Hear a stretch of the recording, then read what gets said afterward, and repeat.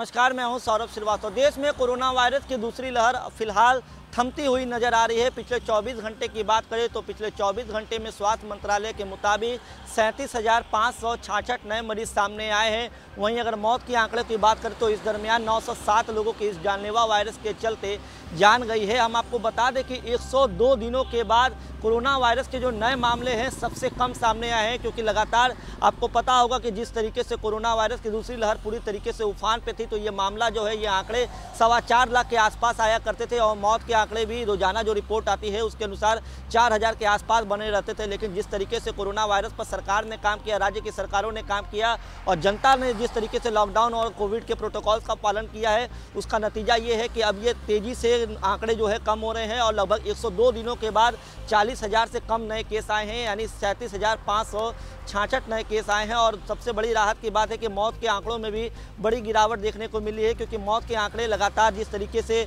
Corona के मामले कम होने के बावजूद मौत के आंकड़े लगातार 1,500-2,000 के आसपास बने हुए थे, तो अब ये 2 दिनों से ये मौत के आंकड़े भी 1,000 से कम सामने आ रहे हैं। हम आपको बता दें, इससे पहले रविवार को देश भर में कोरोना वायरस के 46,148 मरीज मिले थे, तो एक दिन में ये आंकड़ा 9,000 कम हुआ है, यानी आज 37,566 नए मरीज मिले हैं। हम आपको बता दें, अभी भी जो ये नए मरीज मिल रहे हैं इसमें से ज़्यादातर मरीज जो है आंध्र प्रदेश, महाराष्ट्र, केरल, कर्नाटक और तमिलनाडु से मामले ज़्यादा सामने आ रहे हैं। इन राज्यों में ज़्यादा एक्टिव केस, मतलब जो पूरे देश का आंकड़ा आता है उस देश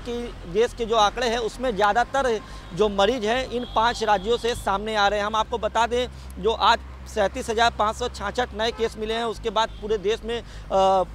कोरोना संक्रमितों के अगर आंकड़े पर नज़र डालें तो 3,03,16,897 हो गई है और मरीज की मौत के अगर आंकड़ों पर नज़र डालें तो 3,97,637 हो गई है। अब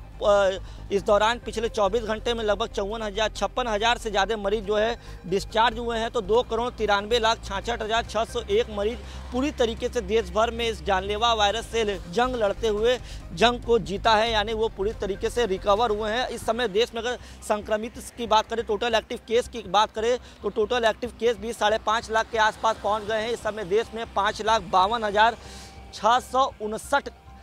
टोटल एक्टिव केस है, तो लगातार कोरोना वायरस का मामला कम हो रहा है। एक्टिव केस जो है वो भी तेज़ी से नीचे की ओर आ रहे हैं और जो रोजाना आंकड़ा आता है सामने स्वास्थ्य मंत्रालय के मुताबिक, उसमें भी भारी गिरावट देखने को मिल रही है। लेकिन फिलहाल जिस तरीके से डेल्टा प्लस वेरिएंट की बात हो रही है, उसके भी देश भर में 50 से ज़्यादा केस है और सबसे ज़्यादा केस महाराष्ट्र से निकल के सामने आए हैं डेल्टा प्लस वेरिएंट के। तो सरकार भले ही कोरोना वायरस के मामले कम हो रहे हैं, लेकिन सरकार लगातार जनता से अपील कर रही है, आम लोगों से ये अपील कर रहे हैं कि कोरोना के जो प्रोटोकॉल्स है उसका पालन करें,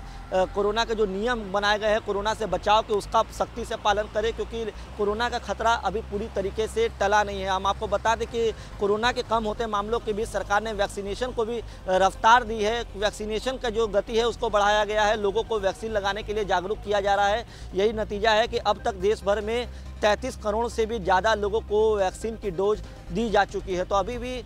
हम भी आपसे अपील कर रहे हैं, सरकार भी आपसे अपील कर रही है कि अगर आप घरों से बाहर निकल रहे हैं तो कोरोना के जो बचाव के उपाय हैं उनका सख्ती से पालन करें।